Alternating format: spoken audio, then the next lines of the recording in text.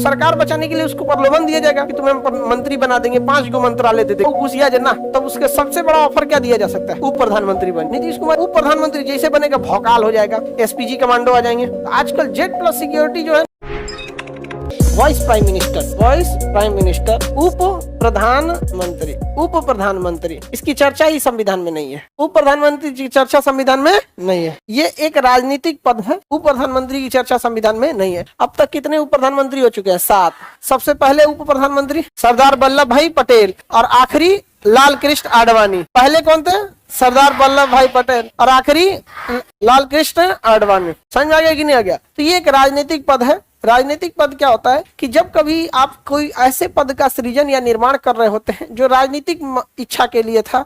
जैसे जब पंडित जवाहरलाल नेहरू थे भारत के पहले प्रधानमंत्री, तो उस समय दोनों का पद समकक्ष था। जितना योग्य सरदार पटेल थे, नेहरू जो थे, ये सरदार पटेल, दोनों एकदम सेम लेवल के थे। तो भैया अगर किसी को एक को प्रधानमंत्री बना देते हैं, दूसरे को अगर छोड़ देते हैं, तो कहेगा भैया हमारा लेवल कहाँ से खराब था? तो उसके लिए क्या बना दिए गए? उप प्रधानमंत्री। क्या बना दिए गए? उप प्रधानमंत्री। जैसे अटल बिहारी वाजपेयी थे और लाल कृष्ण दोनों ने साथ में आंदोलन चालू किए, भारतीय जनता पार्टी का गठन किया। तो जब अटल बिहारी वाजपेयी प्रधानमंत्री बने तो लाल कृष्ण आडवाणी जो थे वो भी एकदम योग्य थे, लेकिन उन्होंने देखा कि भाई अगर इनको छोड़ देते हैं तो भी समकक्षता में थोड़ी दिक्कत आएगी, इसलिए उन्होंने भी उन्हें क्या बना दिया? उप प्रधानमंत्री बना दिया। समझ आ रहा है कि नहीं आएगा? ये राजनीतिक पद है। अब जैसे किसी से गठबंधन करना है, सरकार गिर रही है, सब कुछ कीजिए कि जैसे अभी पूर्ण बहुमत नहीं है, 240 सीट है, अभी इसी में कोई सनक जाएगी ना हम गठबंधन खींचेंगे, यहाँ पर जा सरकार गिर जाएगी। तो भैया सरकार बचाना है कि नहीं बचाना है? सरकार बचना चाहिए यहाँ पर। तो सरकार बचाने के लिए उसको प्रलोभन दिया जाएगा कि तुम्हें मंत्री बना देंगे, 5 गो मंत्रालय दे देंगे, रेल तुम ही रख लो, गृह तुम ही रख लो, ये घुसिया ना। तब उसके सबसे बड़ा ऑफर क्या दिया जा सकता है?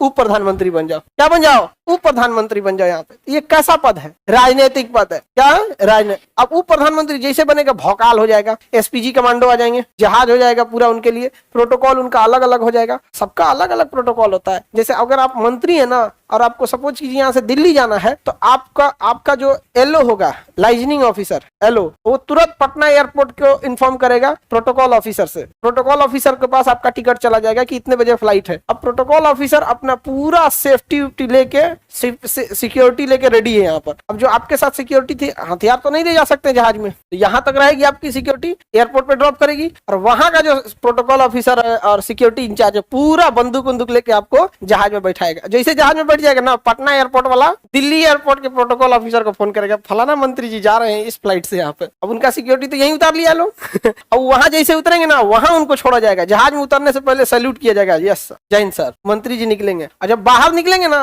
वहां पे अलग सिक्योरिटी रहेगी। समझ रहे हो कितना भौकाल है? तो अगर हार गए तो अगली बार अपना टिकट लेके आना, सैल्यूट भी नहीं करेगा नहीं करेगा अगली बार यहाँ पे। तो ये सब ना राजनीतिक पद। अब जैसे बिहार में क्या है, गठबंधन होता है।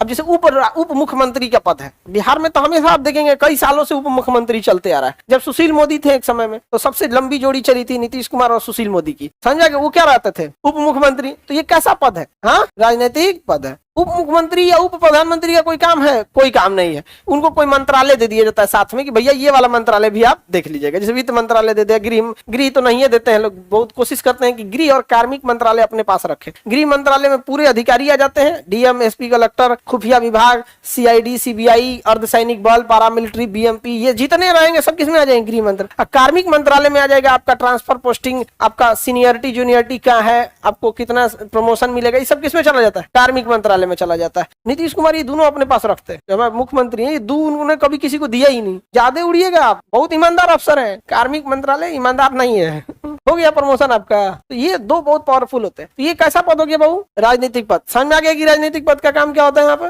वही हो गया। अब आजकल जैसे देखिएगा जेड प्लस सिक्योरिटी, तो आजकल जेड प्लस सिक्योरिटी जो है ना, ये भी राजनीतिक हो गया है। अब किसी से अपने पार्टी में खींचना है तो उसको जेड प्लस सिक्योरिटी दे दो, 60 गो कमांडो घूमेगा सब अगल बगल में। तो ये सब जो चीजें हो, अब राजनीतिकरण ज्यादा हो गया। तो टोटल कितने उप प्रधानमंत्री थे? हाँ, चलिए तो देखते हैं हम लोग। सबसे लास्ट में लाल कृष्ण आडवाणी। अभी कोई है? नहीं, अभी कोई नहीं है। उप प्रधानमंत्री को अगर कोई मंत्रालय नहीं दिया जाए तो कुछ काम कर पाएंगे? नहीं कर पाएंगे। बस यही है कि जहां जहां प्रधानमंत्री रहेंगे साथ साथ फोटो खिंचवाएंगे, बगल में बैठेंगे फोटो खिंचवाएंगे। यहाँ पर राजनीतिक में तो ये भी सब बड़ी ज्यादा होता है ना, खूब फोटो खिंचवाता है सब। और उनका एगो साथ में घूमते रहता है, तुरंत फोटो डालेगा, माननीय मंत्री जी आज मगरमच्छ से बात करते हुए एक तो उनके साथ हमेशा घूमते हैं, आधा घंटा में अपडेट करते रहेगा। आज घड़ियालों के बीच बैठ के आंसू बहाते हुए पूरा का पूरा, अब जाएंगे जैसे मान के चले किसी तबेला में गए, भैंसा सबको खाना खिला रहे हैं, फोटो खींच के डालेगा माननीय मंत्री जी अपने रिश्तेदारों से मिलते हुए अपना अपना अलग अलग है। इसका लिए कोई आर्टिकल नहीं है।